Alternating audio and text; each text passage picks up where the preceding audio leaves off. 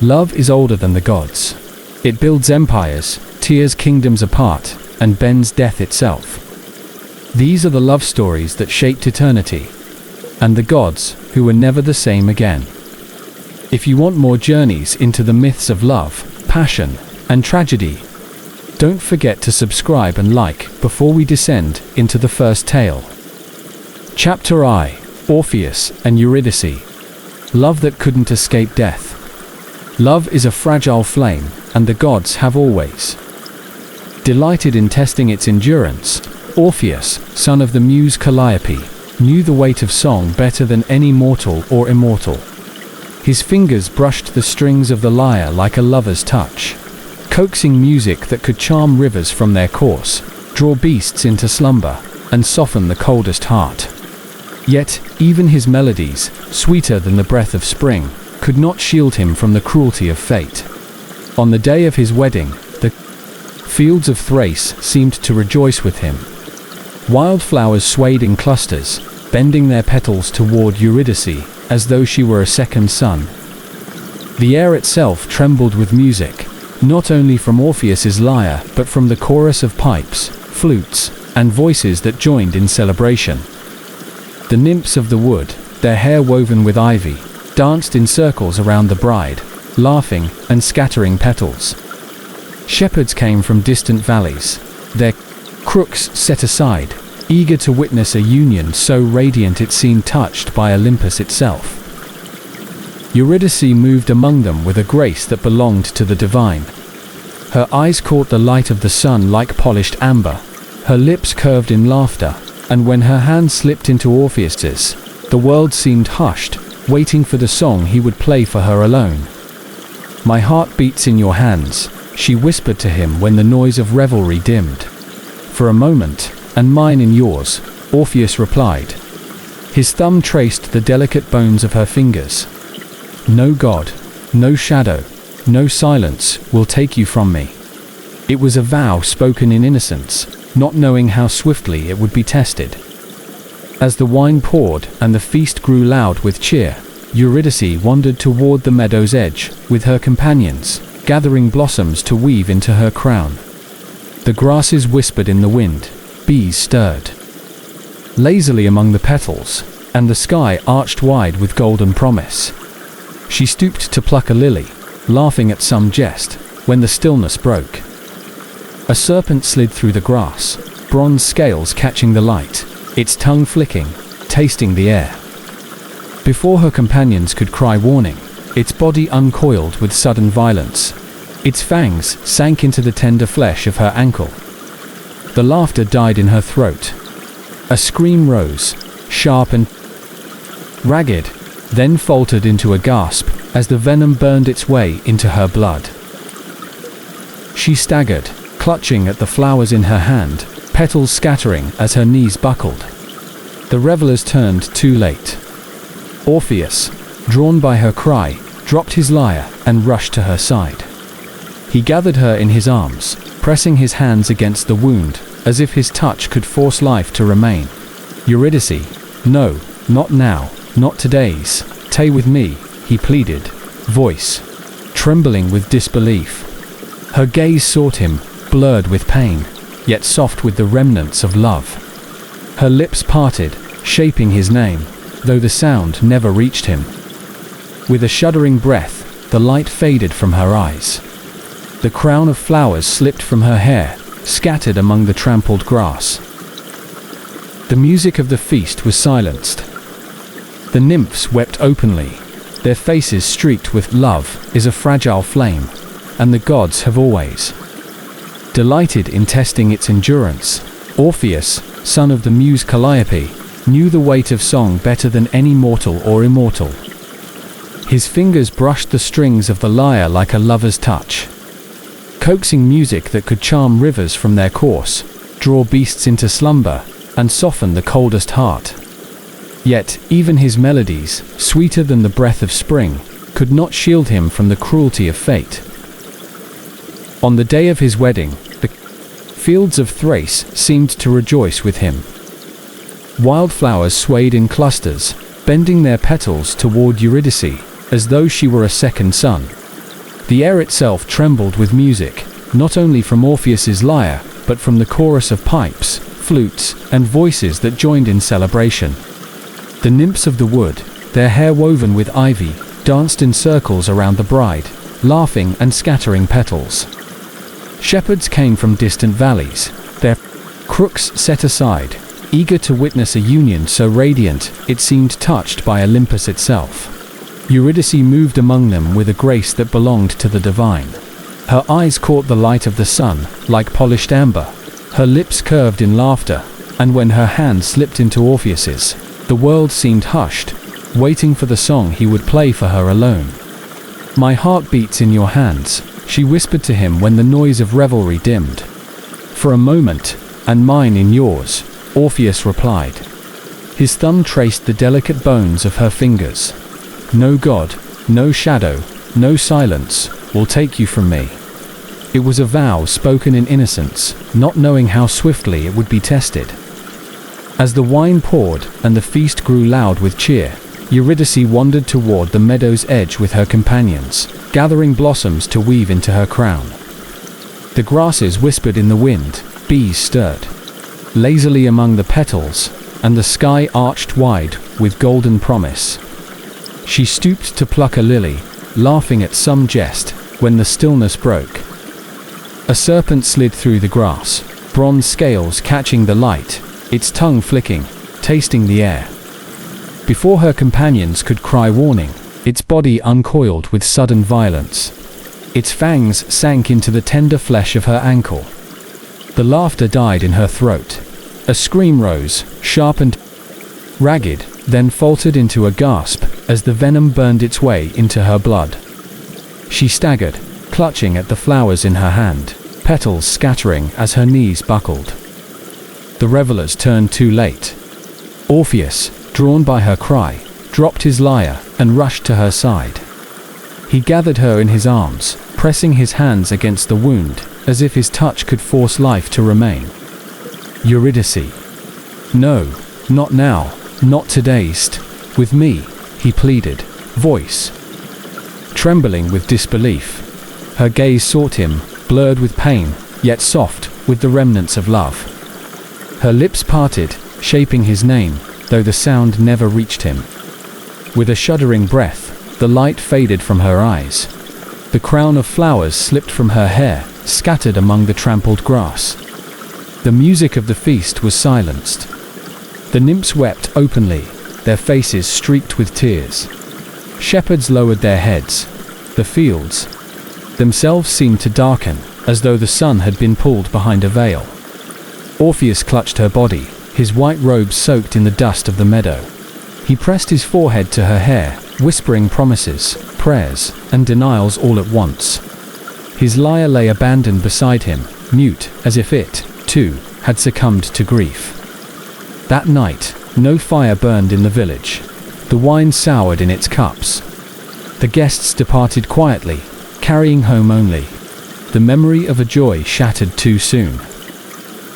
Orpheus alone remained by the meadow, his arms wrapped around the silence where Eurydice had been.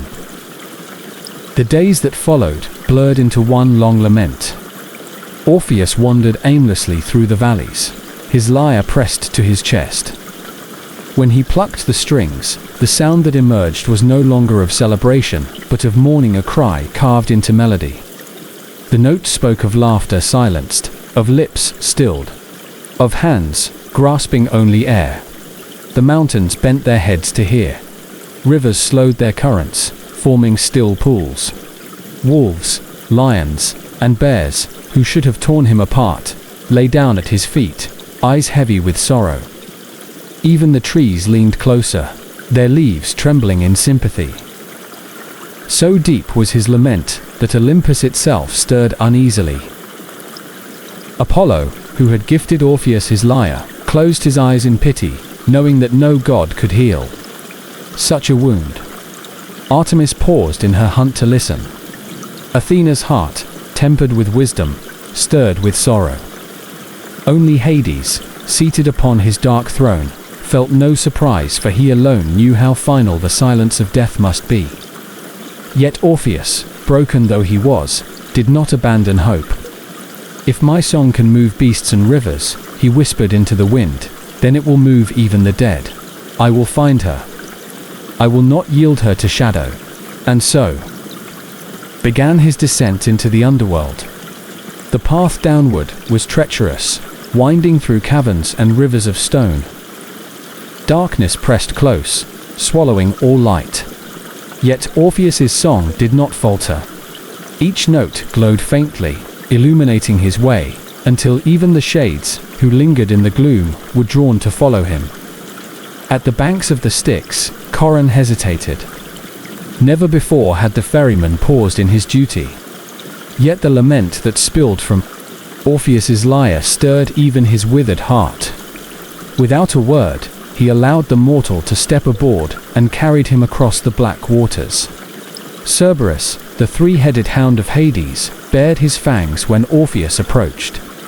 But when the first notes of the lyre reached his ears, his growl softened to a whimper. He lay upon the ground, his three heads sinking into slumber as the music wrapped around him like a lullaby. The Furies themselves wept blood-red tears at the mortal's song, remembering loves they had lost before their hearts had hardened into vengeance.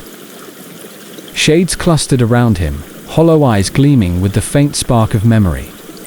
For a moment, they remembered who they had been, husbands, wives, lovers torn apart. At last Orpheus stood before the throne of Hades and Persephone. The god of the underworld sat stern and unyielding, while his queen, pale as moonlight, leaned forward, her face softened by sorrow. Orpheus knelt and raised his lyre. His voice trembled, yet the song that followed carried the weight of all mortal grief. He sang of joy, found and stolen, of vows broken by fate, of a love too bright to be contained by death. His music filled the hall of Hades, echoing off the stone walls until even the dead wept. Persephone turned her face away, hiding the tears that glistened on her cheeks. Hades, though unmoved in visage, drummed his fingers against the throne, as though resisting the tremor in his own heart. When the song ended, silence fell like ash. Then Hades spoke. "Go, Orpheus. She may follow you. But speak not to her, look not upon her, until both have returned to the world above. If you fail, she will be ours forever." Orpheus bowed low, his heart pounding. He turned, and in the darkness behind him, he felt Eurydice's presence stir. She followed silently, her footsteps softer than mist. The journey upward was long, each step heavy with yearning. Orpheus did not look back, though every fiber of him ached to see her. The silence pressed in, crueler than chains. His hands trembled on the strings of his lyre, striking chords only to reassure himself that she was there. At last, a dim light appeared at the mouth of the cave, the threshold of the living world. Relief surged in him, but so too did fear. What if she was not there? What if Hades had tricked him? The silence behind him was unbearable.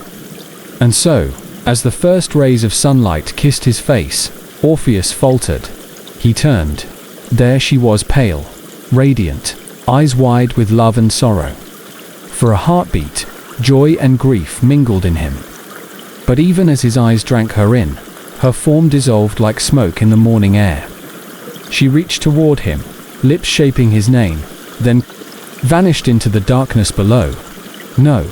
Orpheus cried, his voice breaking. He lunged after her, but the earth itself closed, the path barred forever. His hands clawed only dust.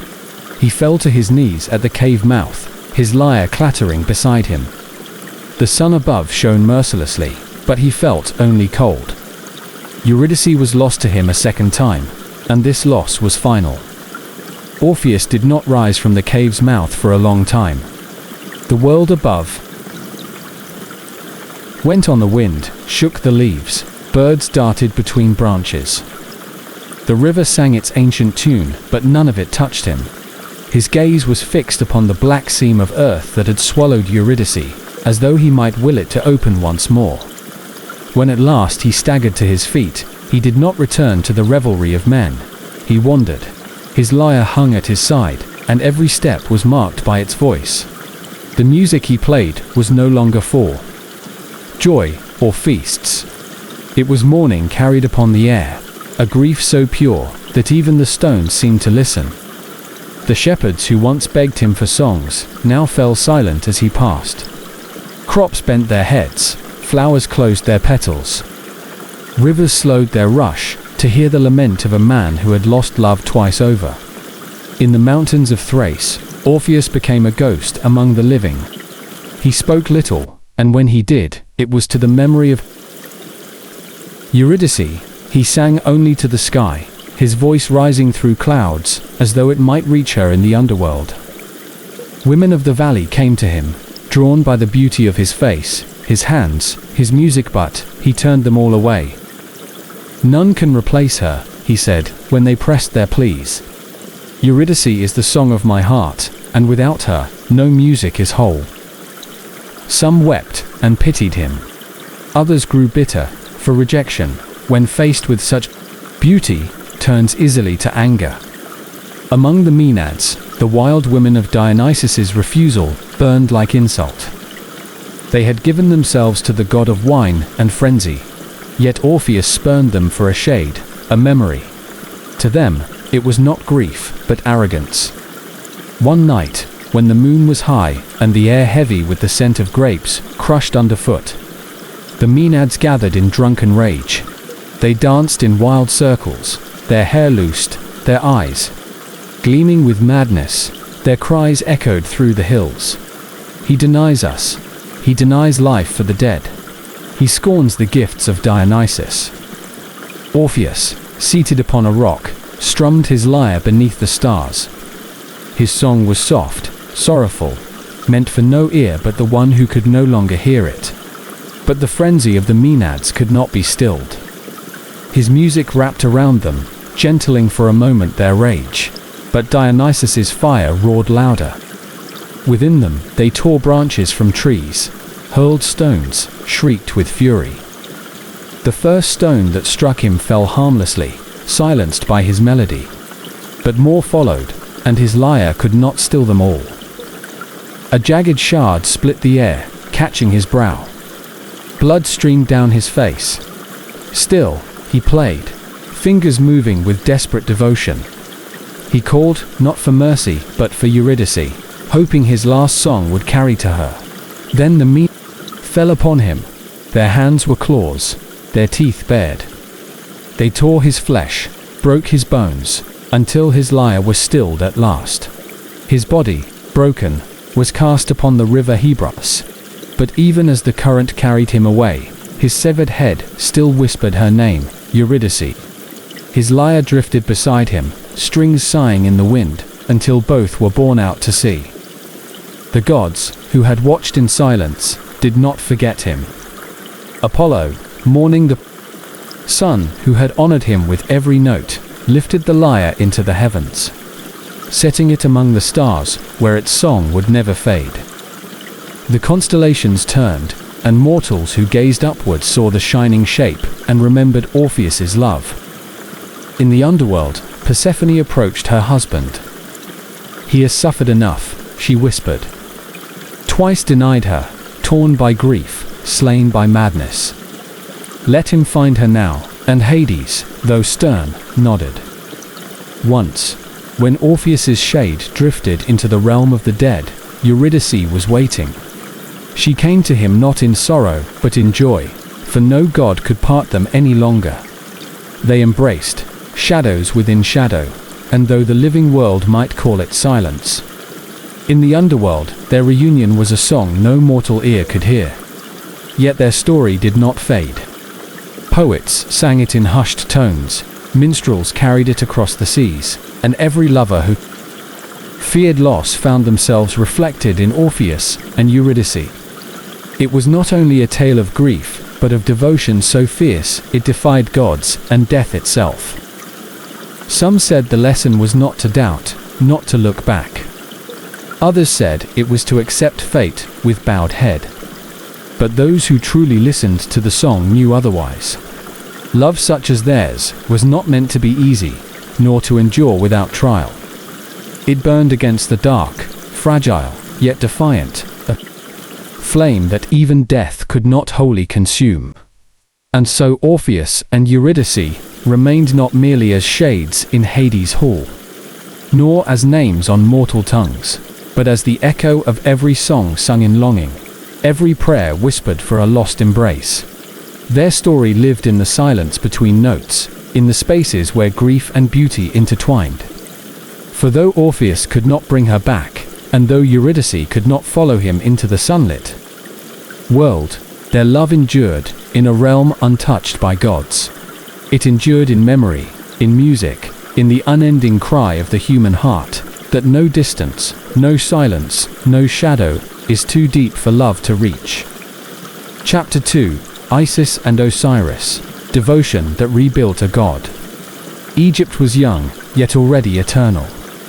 The Nile unrolled its green ribbon through the desert, binding together villages and fields, feeding reeds and lotus flowers that opened like offerings to the sun.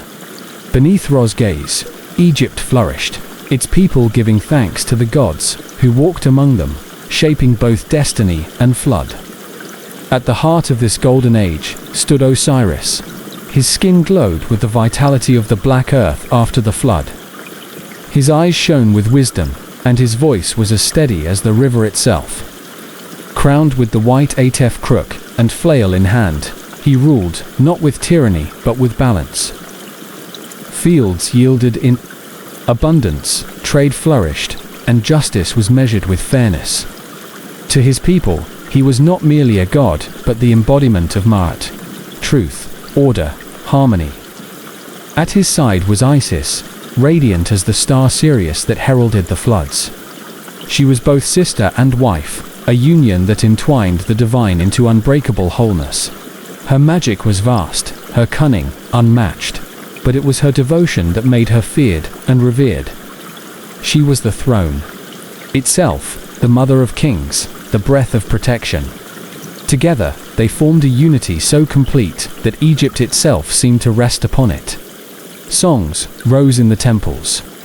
Isis the faithful, Isis the wise, who speaks words that heal, who gathers limbs and restores breath, who stands eternal at Osiris's side.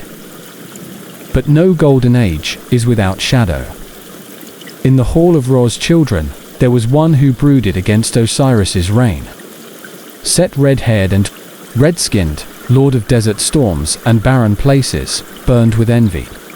He saw the prosperity of his brother's rule and spat upon it. To him, the fertile lands were weakness, the order of matter chain that bound chaos. He wanted dominion, but more than that, he wanted to see Osiris undone. Osiris, blind to treachery, welcomed Set into his feasts. He believed in the binding power of kinship. But Isis, whose eyes missed nothing, watched Set with wariness. He plots, she whispered once to Osiris when the court was still.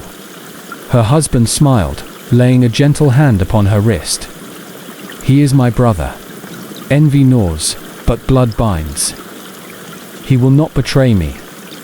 Isis did not argue further, yet she knew that where the desert stretches, nothing grows but hunger. The plot was spun during a feast, when the hall glittered with gold cups and heavy perfumes. Musicians plucked at harps, dancers swayed like flames, and the air was thick with wine and laughter. Set entered, his face a mask of merriment, his voice louder than all others. At his side, hidden behind attendants, was a chest, carved of cedar, inlaid with ivory and gold, gleaming as though it were a treasure from beyond the world. "My lords and ladies," Set cried, "let us play a game. See this chest, so finely wrought. It is no common coffer, but a gift fit for a king. I shall give it to whomever lies within it most perfectly." The courtiers laughed, intrigued, for never had they seen such craftsmanship. One by one, they stepped forward to lie within it. Yet the chest was always too long, too short, too narrow, too wide. The courtiers teased each other, and the game carried on with merriment. At last, Osiris, good-natured and trusting, was persuaded. He laid aside his crown, and stepped into the chest. And behold, it was fitted to his form, as if carved by the gods themselves. "See!" cried Set, and in that instant his mask slipped. He and his conspirators sprang forward, slamming down the lid. Nails bit into wood, molten lead poured to seal it shut. The chest became a coffin, a prison of gold. The music faltered, cries rose. Isis leaped from her throne, but Set's laughter filled the hall like thunder. "The king is no more," he roared. "Osiris belongs to me, and Egypt too. The desert." The chest was heaved upon shoulders, carried to the Nile, and flung into its black current. The river closed over it, carrying Osiris away. Silence followed. Terror rooted the courtiers, none daring to move. Isis stood as though carved from stone, her face pale, her eyes twin flames. Set had struck swiftly, and the golden age had ended in one night. But Isis did not weep, not yet. She drew her veil around her, and slipped into the darkness, leaving behind palace and throne. Her heart was bound to Osiris, and while breath lingered in her, she would not abandon him to the river's embrace. She wandered the banks of the Nile, her feet bare upon the mud. Her voice lifted in laments that bent reeds and stirred crocodiles to sorrow. She questioned fishermen, traders, children playing by the water. "Have you seen the chest of cedar and gold? Have you seen the body of my lord?" Some shook their heads. Others pointed vaguely toward the sea, where the river gave its burden to the waves. She followed. Through marsh and delta, through villages where the people bowed to her but could not ease her grief. She pursued the coffin that carried her husband. Her hair grew tangled with wind, her sandals broke, yet she pressed on. Each night she lit a fire upon the shore, praying the chest would drift into its glow. At last, word came to her. The chest had floated to Byblus land of cedars, and lodged itself within the roots of a tamarisk tree. The tree, drawn to the divine essence within, grew swiftly, encasing the chest in its trunk, until it stood tall and mighty, shading the palace of Byblus's king. Isis disguised herself as a humble woman, and came to that land. She seated herself by the well, silent and mourning, until even the queen of Byblus took pity on her. The queen brought her into the palace, where Isis, though veiled, shone with quiet majesty. She nursed the queen's children, fed them with her breath of life, and by night she sought the tamarisk pillar where her husband slept. When the king commanded the tree be cut for a column in his hall, Isis wept, but she also rejoiced, for within the pillar lay the chest. By night, when the palace slept, she slipped to it, pressed her lips against the wood, and whispered spells of devotion. At last she revealed herself, casting aside her veil. The king and queen bowed low before her radiance. "Give me the chest," she commanded. "It holds my husband, and my search ends here." They yielded, and Isis clasped it to her heart, as though it were Osiris himself. Isis had reclaimed the chest, but the struggle was far from over. She carried it from Byblus to the marshes of the Nile, where reeds whispered, and lotus flowers swayed like watchful eyes. There she laid it upon the earth, veiling herself against the world. With trembling hands, she opened it, and at last she beheld her beloved Osiris. His body lay whole, as though he merely slept. His skin was pale from death, yet still radiant with divinity. She cradled his head upon her lap, rocking gently, tears falling upon his closed eyes. "My king, my brother, my husband," she whispered. "You are. Mat, you are the river's life, and without you Egypt is barren." She began the rites.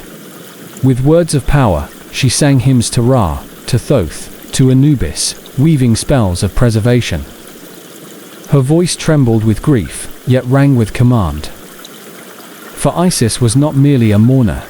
She was the greatest magician of gods and mortals alike. But Set's spies had seen her. They carried word to their master, who boiled with rage. The desert god stormed to the marsh with a band of followers, eyes blazing with cruelty. In the dead of night, while Isis rested, Set broke open the chest. With a roar of fury, he seized the body of Osiris and struck it apart. 14 pieces he cut, scattering them across Egypt into the Nile, into the fields, into distant deserts.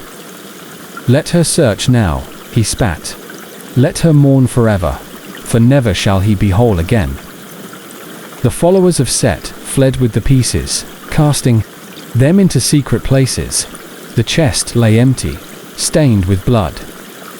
When Isis awoke and saw what had been done, her cry split the heavens. Even the falcons shrieked, the crocodiles churned the waters, the earth itself trembled. Yet grief did not unmake her. Devotion sharpened into resolve. She bound her hair, painted her eyes black with coal as armor, and vowed aloud, no peace shall be lost. No desert nor river shall hide him. I will gather him. I will restore him. For I am Isis, wife and throne, and no god's cruelty will unmake our union. Thus began her wandering. Across Egypt she traveled, guided by whispers of the wind and the pull of her heart. At each place she found a fragment. She fell to her knees, kissed it, and wrapped it in linen with sacred oils. In the papyrus swamps she found his legs, tangled among reeds, where fishermen bowed as she passed. In the desert, beneath a dune of red sand, she unearthed his arms. By the cataracts of the Nile, she pulled his spine from the rushing waters, cradling it against her breast. Every piece was honored, every fragment worshipped. The people, witnessing her devotion, learned reverence for Osiris. Temples rose upon the sites where his parts were found, each shrine a testimony to their god and the undying love of his queen. Yet one piece eluded Herthophalis, devoured by the fish of the Nile. It could not be recovered. Still, Isis did not despair. With her magic, she shaped one of gold, consecrated with divine words, so that her husband might be made whole. When at last all was gathered, she summoned Nephthys, her sister, and Anubis, the jackal-headed lord of embalming. Together, they performed the first rites of mummification. Anubis wrapped the body in linen, perfumed with frankincense and myrrh, while Isis bent low, whispering incantations that stitched flesh to spirit.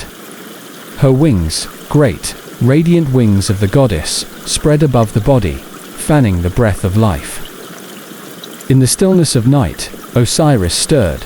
His eyes, dark as fertile soil, opened once more. The gods themselves marveled, for never before had death been defied so boldly. He was not as he had been. His body was veiled, bound, preserved, but he breathed, he moved, and he gazed upon Isis. With undying love, my queen, he whispered, voice rough as desert winds. She bent to him, pressing her lips to his. My lord, you returned to me, as I knew you would. Love restores you where cruelty sought to destroy. They embraced in the shadows of the marsh. And though his time in the world of the living was brief, Isis joined with him. By her magic and devotion, by the golden phallus she had forged, she conceived a son. This child would be Horus, the falcon, destined to avenge his father and reclaim the throne from Set. But Osiris could not remain. His resurrection was not eternal. His place was no longer among the living but in the Duat, the underworld. There he would reign as judge of souls, lord of the dead, king of eternity. Isis wept, yet did not waver. Go, my love, she said, laying her hand upon his chest. Rule the Duat, as you ruled Egypt, with justice and balance. I will guard our son until he is strong, and through him, your legacy will endure. Osiris descended, clothed in white linen, crowned with the Atef crook, and flail in his hands. The dead gathered before him, and the throne of the underworld became his. The cycle of death and rebirth, of judgment and mart, was born through him. Meanwhile, Isis fled into hiding, carrying Horus within her womb. She sheltered among the reeds of the Nile, protected by serpents and scorpions who bent to her will. Each night, she sang lullabies to her unborn son, songs woven of love and vengeance. Set hunted her, desiring to stamp out Osiris's heir. But the marshes shielded her, the people aided her, and her magic concealed her form. At last, Horus was born, falcon-eyed and radiant. From his first cry, the gods knew his destiny. He would rise against Set. He would reclaim the throne. He would embody the living force of Osiris reborn. Thus the cycle was sealed. Through betrayal and death, through mourning and devotion, love triumphed not by undoing loss, but by transforming it. Isis rebuilt her god, not only in body, but in legacy. She gave the world the mystery of resurrection, the promise of judgment after death, and the certainty that love, even when torn apart, could weave eternity. Egypt never forgot. Each year the Nile's flooding was seen as Osiris's return, the fertility of the land, his gift, the devotion of Isis's power. In every temple, hymns rose to her. Isis, the faithful, Isis the devoted, who sought the scattered pieces, who breathed life into silence, who bore the falcon child. Eternal is your love, eternal your power. And Osiris, though slain, was never lost. His throne endured in the Duat, his son reigned in the world above, and his queen's name was spoken with. For theirs was not merely a tale of love, it was a myth, of death remade, of devotion that conquered even dismemberment, of a bond so sacred that from ruin it built eternity. Chapter 3, Psyche and Eros, the mortal who loved a god. In a land of kings and temples, where altars smoked with offerings to the Olympians, there lived a maiden named Psyche. She was the youngest of 3 daughters, and from the moment of her birth, she was a marvel.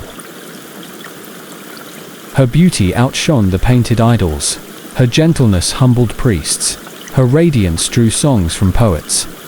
Villagers flocked to behold her, travelers whispered of her in marketplaces. Some, gazing upon her face, forgot the name of Aphrodite, goddess of love herself. Incense drifted away from the goddess's shrines, and was laid instead before the mortal girl, whose smile seemed to eclipse dawn. At first, Psyche knew nothing of this. She was gentle, modest, content with weaving and tending flowers. But whispers grew louder, temples grew emptier, and Aphrodite, enthroned in her golden palace upon Olympus, grew restless. From her throne of shell and pearl, Aphrodite gazed into polished bronze mirrors. Each reflected Psyche's image, carried by worshippers' prayers. The goddess's eyes narrowed, her lips curled. A mortal, she spat. A girl who dares to rival me. No, she shall not steal. Devotion meant for me. In fury, she summoned her son, Eros. Beautiful, winged, armed with bow and quiver, he was the god of desire, the spark that kindled all longing. His arrows struck gods and mortals alike, chaining them to passion. Go, commanded Aphrodite, her voice sharp as sea foam. Find this girl, make her love the most vile creature upon earth. Let her heart burn with shame, so none shall praise her beauty again. Eros inclined his head, though unease stirred within him. He flew on beating wings to the mortal world, quiver at his side, seeking Psyche. When he found her, she was not surrounded by adoring crowds, but seated alone upon a hilltop. Crown of flowers upon her hair, her gaze distant. The air shimmered around her, not from divine power, but from an innocence untouched. Eros raised his bow, fitted an arrow, and drew it back. But as he looked upon her, something faltered. Her eyes lifted, though she could not see him, and in them shone a quiet yearning, the kind mortals feel when they look beyond horizon and hope for more. The arrow trembled. His hand slipped. In that instant, the arrow pricked, not Psyche, but his own skin. Desire surged, burning like fire through his veins. Eros gasped, dropping his bow. Love had turned upon its master. Psyche's life soon turned from wonder to sorrow, though praised for beauty, no suitor claimed her hand. Men admired, worshipped even, but none dared to wed one who seemed more divine than mortal. Her elder sisters married kings, but Psyche remained in her father's house, untouched, unchosen. Her parents, troubled, sought the oracle of Apollo. The god's voice issued like thunder. Upon a lonely crag, clad as a bride, lay her down for her monstrous groom. Not man, not God, but serpent dread. She shall be wed in shadowed tomb. The king wept. The queen tore her veil. But prophecy was inexorable. Obedient to fate, they led Psyche to the cliffs, garlanded in bridal robes. Torches flared, wails echoed, and her family bade her farewell as though she walked to death. Psyche did not weep. Though fear gnawed at her, she stepped onto the rock with steady heart. The wind rose, swift and warm, and invisible hands bore her aloft. The zephyr's west winds cradled her, carrying her far from the cliffs to a hidden valley where a palace glittered with golden halls and emerald lawns. There she dwelt, tended by unseen voices, nourished with ambrosial feasts. Each night her husband came to her, but always cloaked in shadow. His voice was gentle, his embrace tender, but his face she never saw. "Do not fear me," he whispered. "I will love you as none has loved before. Only promise me this. Never seek my face. Trust me, and we will live in joy." Psyche agreed, for his words were kind, and his touch filled her with peace. By day she wandered gardens, where roses never withered, fountains sang like harps, and halls echoed with unseen music. By night, she lay in the arms of her mysterious husband, heart swelling with strange happiness. Yet, doubt is a seed that thrives in secrecy. Her sisters, visiting from afar, beheld her palace with envy. They whispered into her ear, "Sister, do you not know? This husband of yours, he must be the serpent, foretold. Why else would he hide his face? Perhaps he fattens you to devour you. Perhaps he weaves spells to bind your will." Psyche's heart quaked. That night she lay beside her unseen husband, listening to his breath. "Trust me," he murmured in his sleep. But trust is fragile when fear is sown.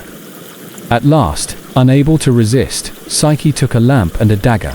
She lit the flame, holding it above her bed. The golden light fell not upon a monster, but upon the fairest of gods. His wings were folded, his hair like burnished gold, his lips curved with tenderness even in slumber. This was no beast, but Eros himself, the very god of love.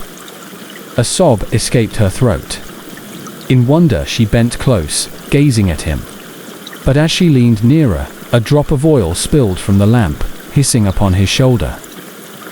Eros stirred, his eyes opening to meet hers. "You have betrayed me," he said, sorrow heavy in his voice. "I gave you my love, my trust, and you doubted. You sought my face, though I begged your faith. Now you have lost me." With a beat of his wings, he rose, vanishing into the night. Psyche collapsed, the lamp clattering from her hand. The palace shuddered and dissolved, leaving her alone upon a barren hilltop.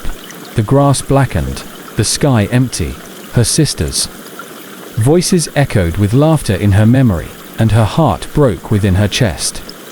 She called his name until her throat burned, but no answer came, only silence, heavy as stone. Thus began her trials. Psyche wandered the earth, barefoot, robe torn, hair tangled by the wind. She sought her lost husband in every valley, every shrine, every grove, but he was nowhere. The gods themselves seemed deaf to her cries. At last, she knelt before the temple of Aphrodite, knowing it was the goddess who had condemned her fate. Laying her hands upon the cold marble, she whispered, "Great goddess, I am broken. Punish me if you must, but let me prove my devotion.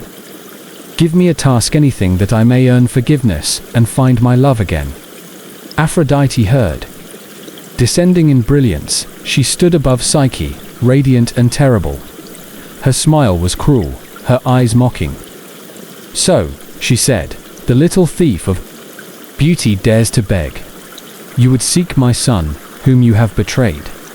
Then you shall labor for me, fail, and perish." She clapped her hands. From the shadows came servants, carrying an immense heap of seeds. Millet, barley, poppy, lentil, beans, corn, all mixed together in a mountain pile. Aphrodite gestured. "Sort them, every grain into its kind. Do this before nightfall, or die." Psyche looked upon the heap and despaired. The sun was already leaning westward. No mortal could finish such labor in years, let alone hours. She sank to her knees, tears streaking her face. "Eros," she whispered, "if ever you loved me, let some mercy aid me now." At that moment, a rustling came. Ants, countless as stars, poured from the cracks in the floor. They swarmed the heap, tiny jaws and legs working tirelessly, sorting millet from barley, poppy from corn, until each grain lay in neat little piles. By dusk, the task was done. When Aphrodite returned, her smile faltered for an instant. "Clever girl," she said coldly. "But one trial does not prove devotion." The next day she commanded, "Fetch me golden fleece from the rams that graze by the river. Bring it back, or never return." Psyche obeyed, though terror shook her. The rams were fierce, their horns sharp, their bodies blazing with divine fire. They gored any who approached. Psyche reached the riverbank and saw them tearing through the reeds. To step forward was death. She sank upon the bank, despairing. But a soft voice whispered from the rushes, "Do not approach now. Wait until the sun scorches high, when the rams rest in the shade. Then gather the fleece they have left, clinging upon the branches." She obeyed. When noon burned the sky, the rams lay in the shadows, their fury quieted. Psyche gathered golden tufts from briars and reeds, enough to fill her mantle. She returned to Aphrodite, laying the fleece at her feet. The goddess narrowed her eyes, lips taut with fury. "So again you succeed. Then hear your next command." "Bring me water," Aphrodite said, "from the black river Styx, which falls from the mountain and feeds the underworld. Only the deathless may approach, for the rocks are jagged, and the dragons that guard it devour mortals. Fetch it, or die." Psyche trembled, yet she set out. She reached the towering cliffs, where the Styx thundered down, black and smoking. Its waters foamed with curses, serpents writhed among the rocks, and monstrous dragons watched with fiery eyes. She fell to her knees, knowing she could not climb. Then, from the sky descended an eagle, vast-winged and golden, sacred to Zeus himself. It took the crystal flask from her hands, rose upon the storm winds, and filled it with water from the Styx, evading the dragon's jaws. It returned and set the flask before her. "Take it," the eagle said, "for you have shown courage." Psyche wept with gratitude, clutching the flask. She carried it back to Aphrodite, who took it with a sneer. "You grow tiresome," said the goddess. "Yet there remains one task, and this one you shall not survive." "Go now," Aphrodite commanded. "Descend into the underworld itself. Seek Persephone, queen of Hades. Beg from her a box of beauty, that I may restore my radiance, for caring for you has wearied me." Her laugh rang like broken glass.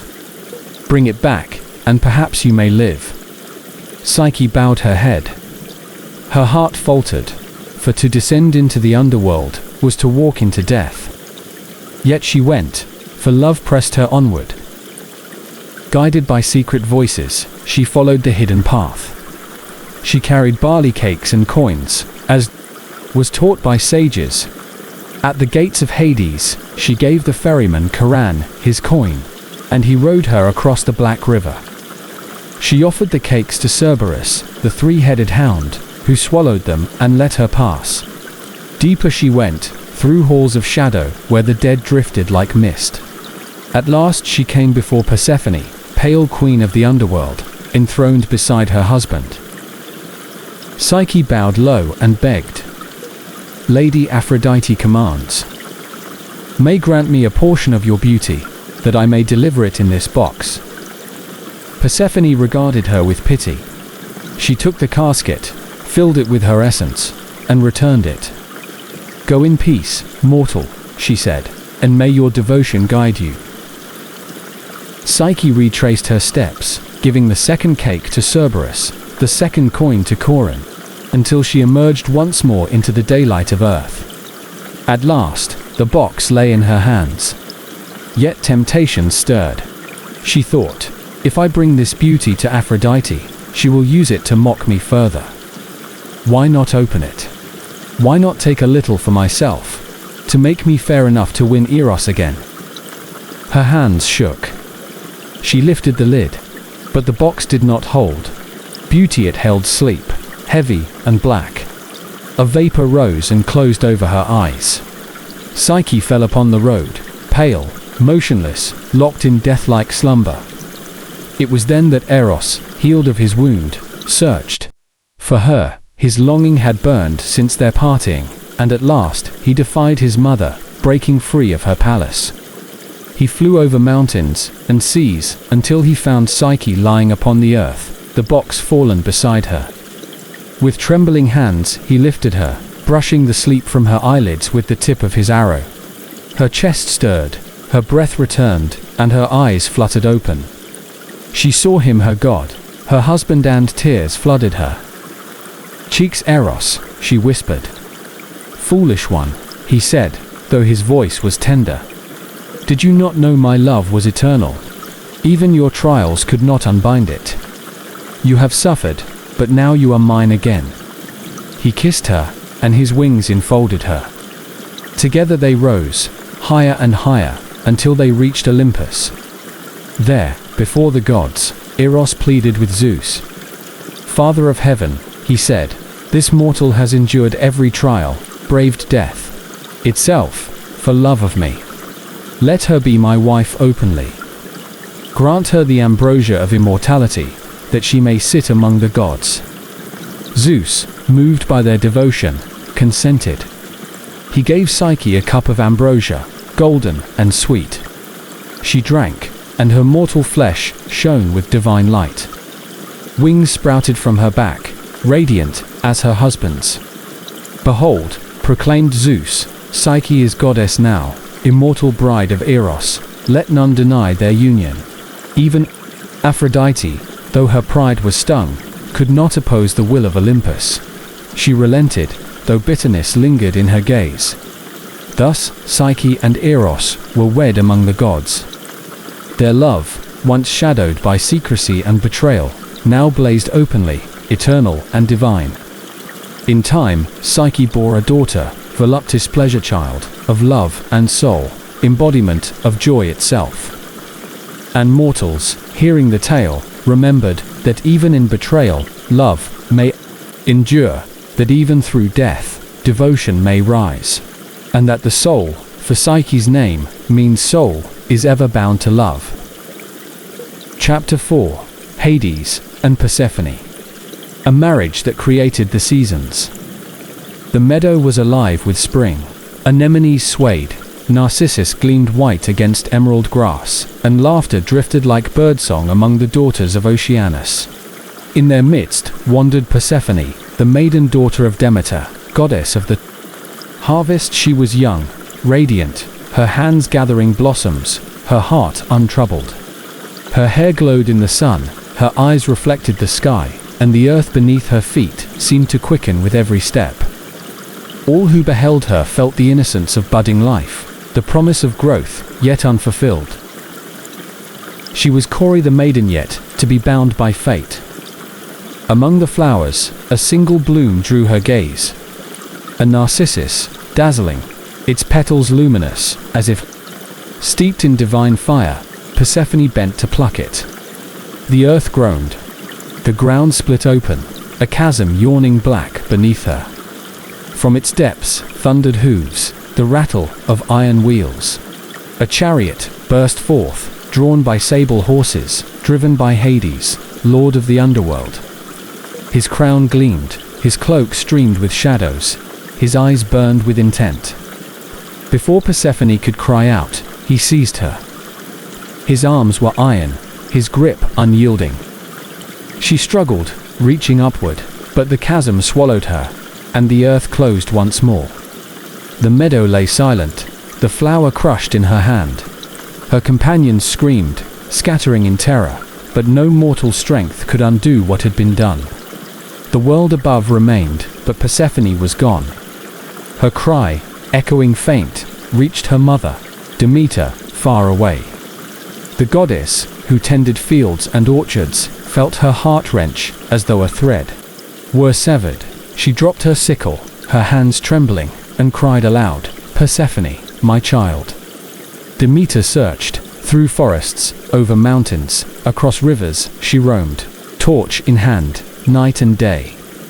She questioned gods, spirits, mortals, but none dared answer. The sun, who sees all, remained silent, bound by oaths. Grief consumed her. She tore the veil from her hair, cast aside her ornaments, and walked the earth in mortal guise. Haggard and worn, she came to Eleusis, where mortals offered her kindness. In their hearth she sat, her face shadowed, her thoughts fixed only on her missing daughter. The fields untended began to fail. Seeds lay dormant, rains ceased, fruit withered upon the vine. Hunger spread across the earth, and still Demeter searched. Meanwhile, beneath the world, Persephone was born into shadow. The chariot thundered through gates of obsidian, guarded by furies, into a realm where no sun shone. The underworld stretched vast fields of asphodel, halls of iron, rivers of fire and lament. Hades guided her into his palace, built of onyx and gold, its columns gleaming with ghostly light. He placed her upon a throne beside his own, a diadem of black gems upon her brow. "Do not fear," he said, his voice deep as the earth itself. "You are queen now, bride of Hades. Half the world shall bow before you, no longer Kori, you shall be Persephone, bringer of transformation." But Persephone wept. The flowers she had gathered lay wilted in her lap, their fragrance fading. The air was heavy, the walls close, and her heart yearned for her mother, her meadows, her sunlit fields.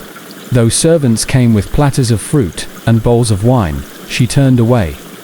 She would not eat, would not drink, for she belonged to the world above, and in hunger she clung to hope. Days passed, though here they had no name. Time wound differently, measured not by sun or moon, but by the passage of souls. Persephone wandered the halls, her steps echoing. She saw shades drifting, pale and silent, unending in their numbers.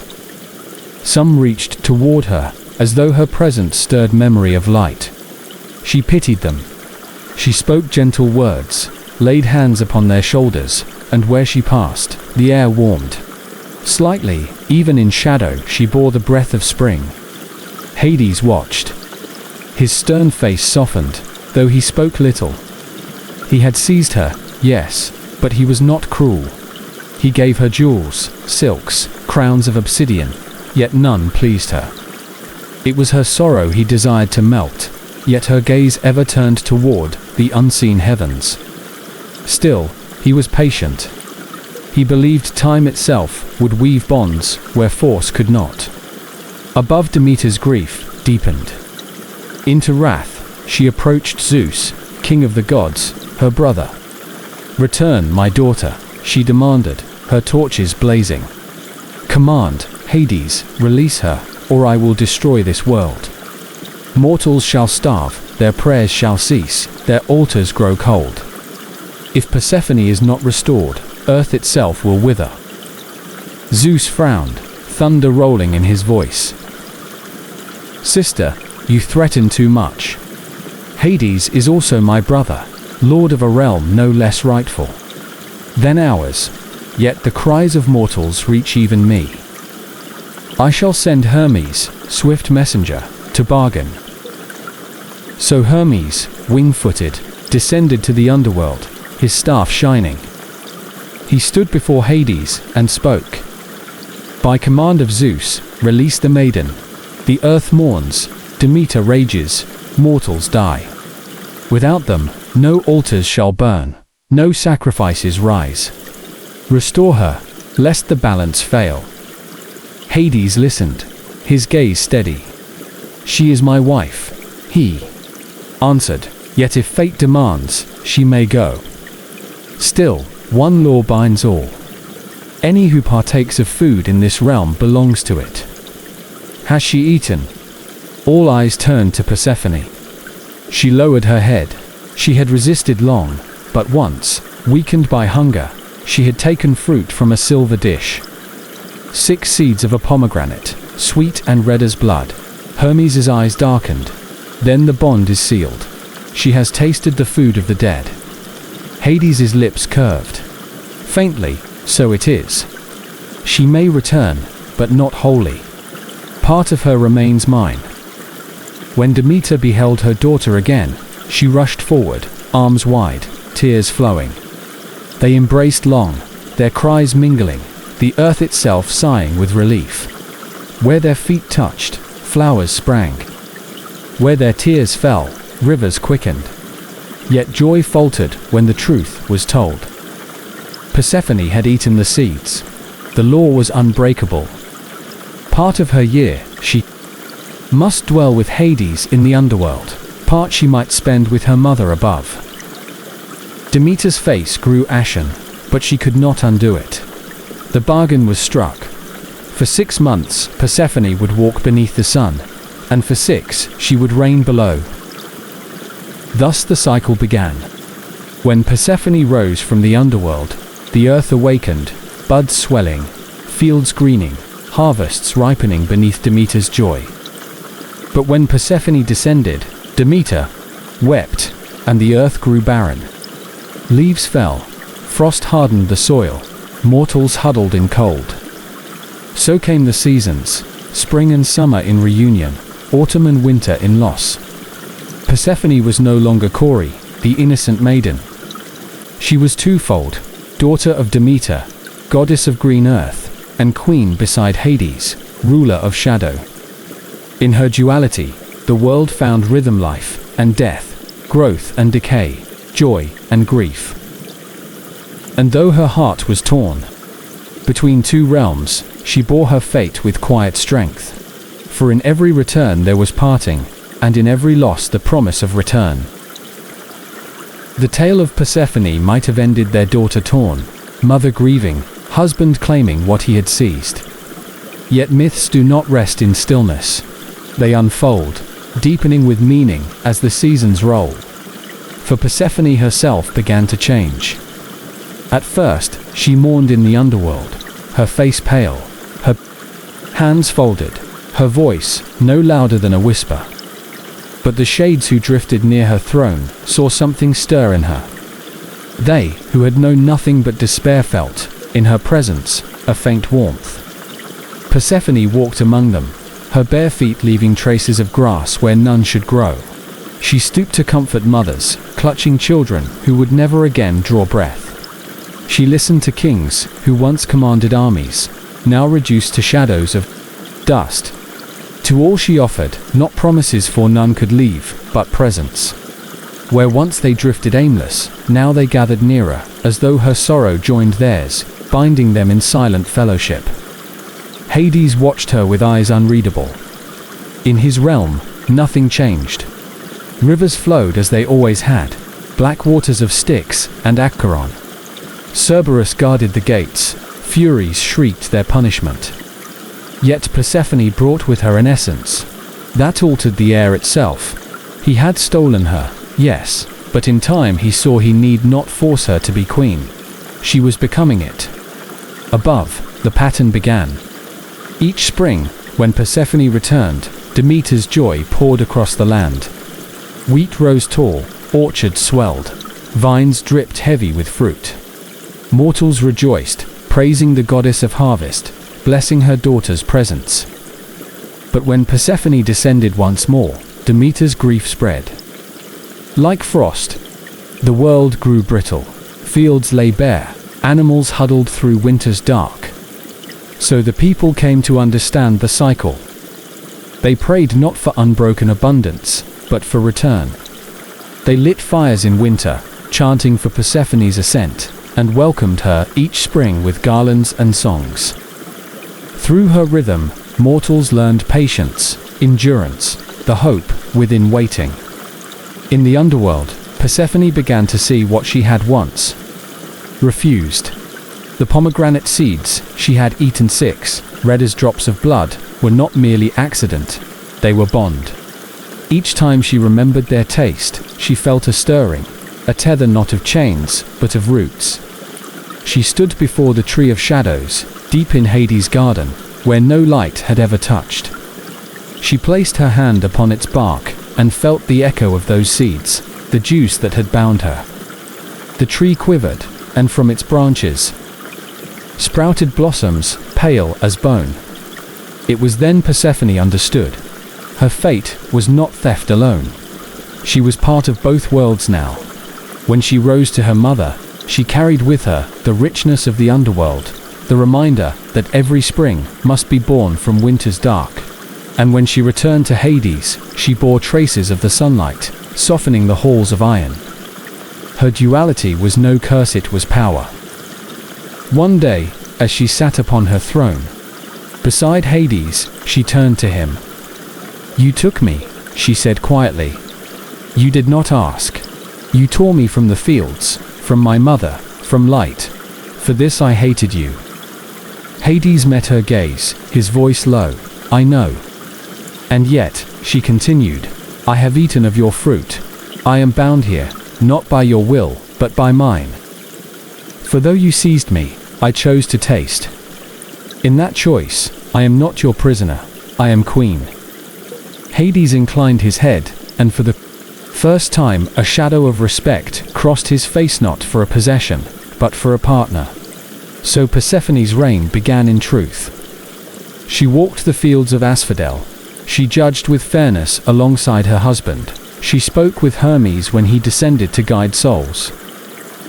Mortals whispered her name not only as the maiden stolen, but as dread Persephone, goddess of transformation, who softened death with her presence and assured them of spring's return. Meanwhile, Demeter accepted the bargain, though her heart never fully healed. Each autumn she began to let go, sorrow settling upon her shoulders. Each spring she welcomed her child again, overjoyed yet mindful of the cycle's cost.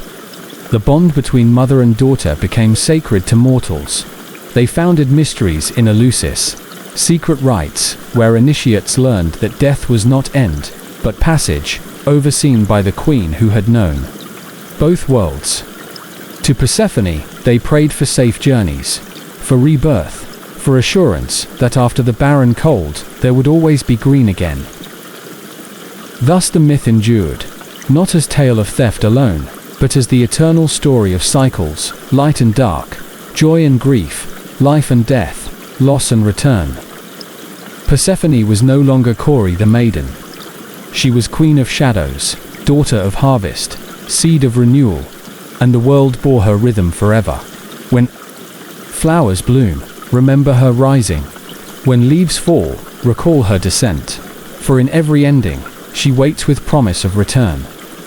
Chapter 5. Shiva and Parvati, Eternal Cosmic Union. The snows of the Himalayas gleamed eternal, their peaks rising beyond mortal sight. their silence deep as the void before creation. Amid these mountains sat Shiva, the great god Mahadeva, clothed in ash, crowned with serpents, his matted hair coiled like rivers bound.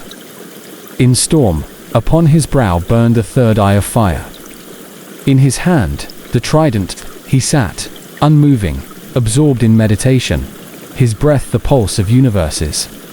He had withdrawn from all, for Shiva was ascetic, beyond desire, beyond attachment. He saw the world as illusion, a play of fleeting forms. To him, union with the Absolute mattered more than the fleeting cause of flesh and heart. Yet destiny stirred, for balance demanded not withdrawal but harmony. And in the kingdom of the mountains, the daughter of Himavan, lord of the Himalayas, had been born. Parvati, radiant as dawn. Even as a child, Parvati had heard the sages whisper of Shiva, the ascetic, who sat in stillness while gods trembled at his name. She dreamed of him, not as one dreams of conquest or possession, but as one feels when the heart knows its counterpart. For she was Shakti incarnate, energy itself, seeking the stillness of Shiva, the consciousness that without her would remain barren. Her eyes glowed with determination, her spirit unwavering. Though her family urged her toward other paths, she declared, "I shall marry none but Mahadeva. He is the axis of creation, and I am the power that must join him. Without me, his dance is barren. Without him, my energy is unshaped. Together we are the pulse of all." So her devotion began. Parvati approached Shiva in his meditation. She brought flowers.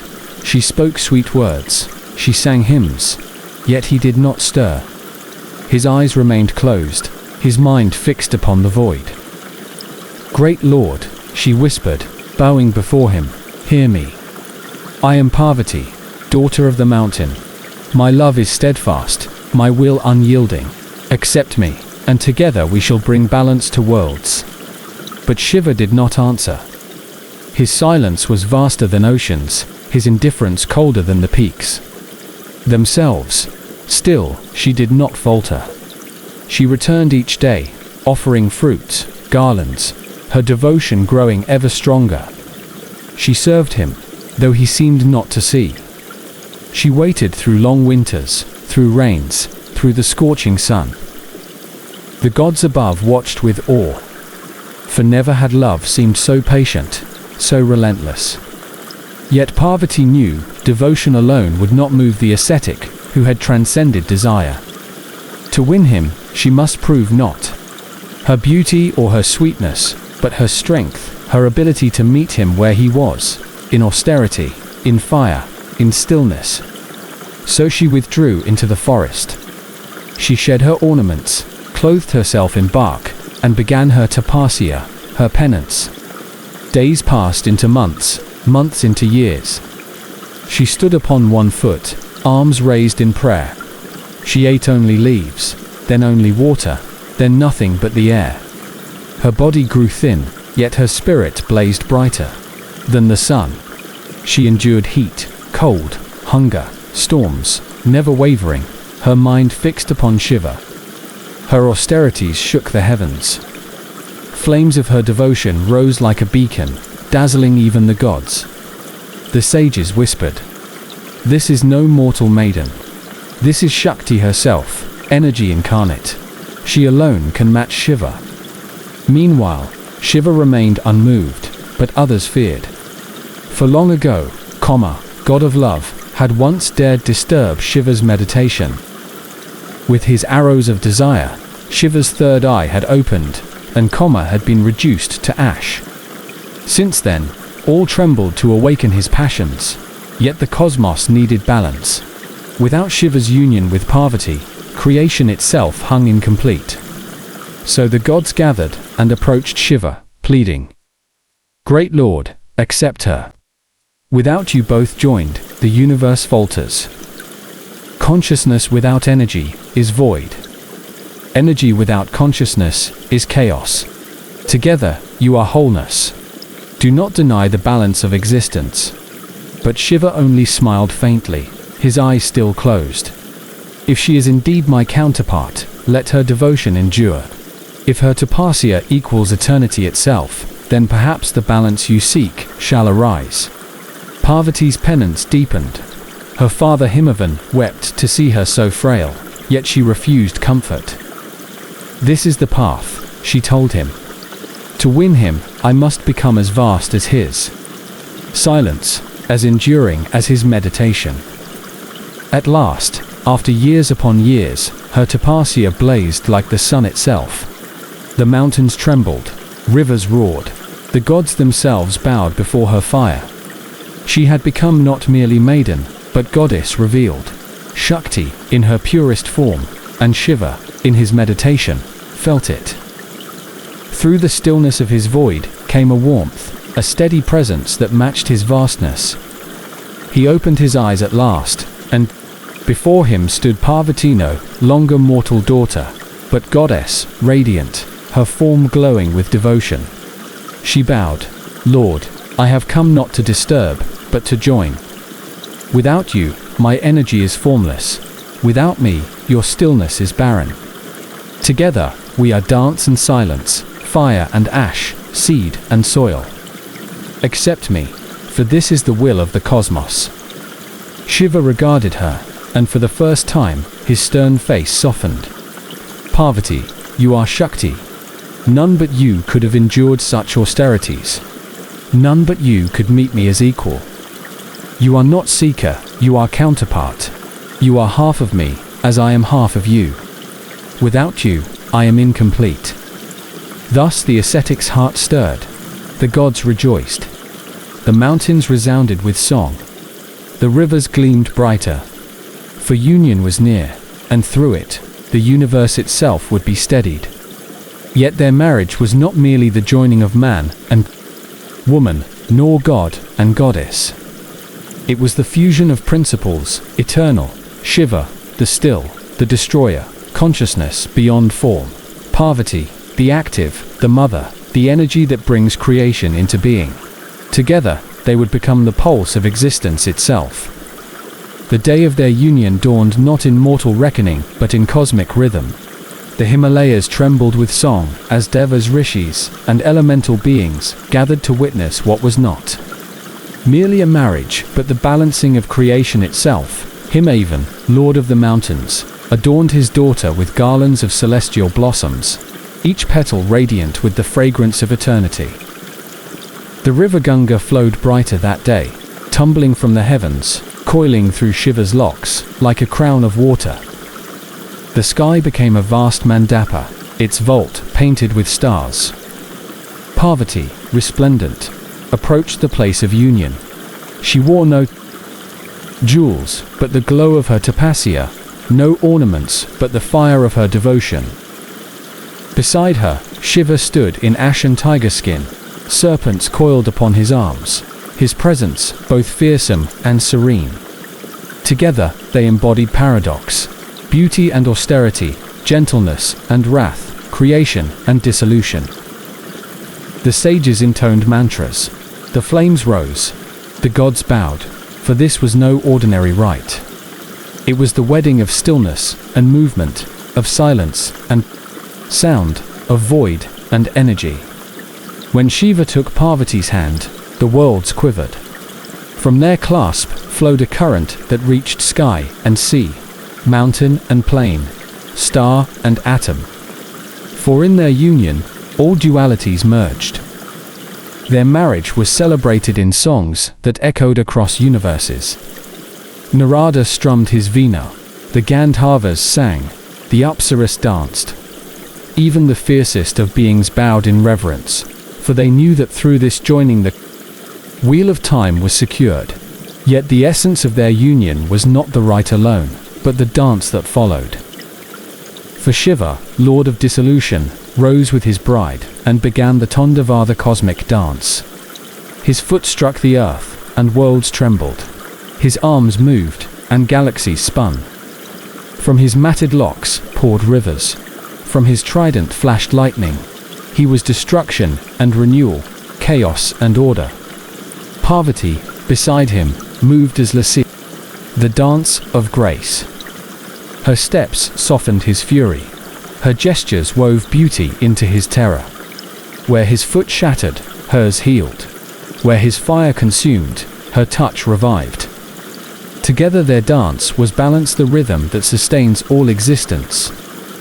The Tandava and Lasya interwove, fierce and gentle, destruction and creation. The cosmos pulsed with their movement. Stars ignited, planets spun, seeds burst into life, and when they fell still, silence returned, whole and enduring. Their union was not only cosmic, but intimate. In quiet moments, away from gods and mountains, they sat together in caves, where the wind whispered. Parvati pressed her head against Shiva's chest, listening to the beat that was also the heartbeat of worlds. "Why did you resist me so long?" she asked once, her voice tender. Shiva smiled faintly, the corners of his lips curving like the crescent moon in his hair. "Because stillness does not seek. But you Shakti sought me, endured for me, revealed yourself as equal. Without you, I am only void. With you, I am universe." Parvati's eyes glowed. "And without you, I am energy unbound, wild and formless. Together, we are harmony. This is why I never ceased my penance." Thus their love was not of fleeting desire, but of recognition, of eternal necessity. Each saw the other not as possession, but as counterpart. Reflection, completion. Through their union was born Kartikeya, god of war, and later Ganesha, remover of obstacles. Each child embodied aspects of their parents. Kartikeya, the fiery courage of Shiva, and the nurturing protection of Parvati. Ganesha, the wisdom of the ascetic, and the gentleness of the mother. In them the family of gods expanded, offering balance to mortals who worshipped them. But beyond children, their union itself was worship. Yogis meditated upon Ardhanarishvath, the form in which Shiva and Parvati became one body, half male, half female. In that vision, devotees saw the truth, that opposites are not enemies, but halves of a whole. Consciousness and energy, destruction and creation, masculine and feminine all, flow together in one eternal being. The mortals who prayed to them told the story as both love and law. They said, when Shiva sits alone in meditation, the world lies barren, still, and silent. When Parvati approaches and joins him, life stirs again, rivers flow, seeds sprout, creatures awaken. Their dance never ends, for through it the universe continues. To the ascetic, they were lesson. Stillness is powerful, but without energy it dissolves into emptiness. To the householder, they were lesson. Union is not possession, but balance. Not conquest, but harmony. To all, they were proof that love, when equal and eternal, becomes the very fabric of reality. One night, as they sat upon Kailash, stars glittering like jewels above, Parvati asked softly, "Beloved, will we endure beyond time?" Shiva looked upon her with eyes deep as eternity. "We are time. I am the destroyer, you are the creator. Where I end, you begin. Where you surge, I still. There is no beyond for us, for we are the pulse itself." And as they sat together, silence wrapped them, yet within that silence was the hum of all existence, the vibration that yogis call Om. Thus the tale of Shiva and Parvati endures, not as mortal romance, but as cosmic truth. Their union is not bound by years or flesh, but by principles eternal. They are lovers, yes, but also forces. They are husband and wife, yet also the endless dance of energy and consciousness. When lightning flashes, remember Shiva's fire. When rivers flow, recall Parvati's grace. When destruction comes, no creation waits. When silence falls, feel the hum of their dance within your heart. For theirs is not a love that begins or ends. It is the heartbeat of the universe itself. Love is older than gods, yet it is also the force that shaped them. Through passion and tragedy, through devotion and betrayal, through union and loss, the divine revealed what mortals have always known, that love is never simple, never safe, yet always eternal, in some form. Orpheus and Eurydice showed that love dares even the gates of death. Isis and Osiris proved that devotion can rebuild what has been broken. Psyche and Eros revealed that trust, once lost, can be reborn as something higher. Hades and Persephone gave the world its seasons, teaching that absence and return are both parts of love's cycle. And Shiva, with Parvati, embodied balance itself, where love is not only passion, but the rhythm that sustains existence. These stories endure because they are not only about gods, but about us. In them we glimpse our own longing, our grief, our joy, our search for wholeness. For as long as hearts beat and the stars burn, love fragile and indestructible will shape both mortals and gods alike.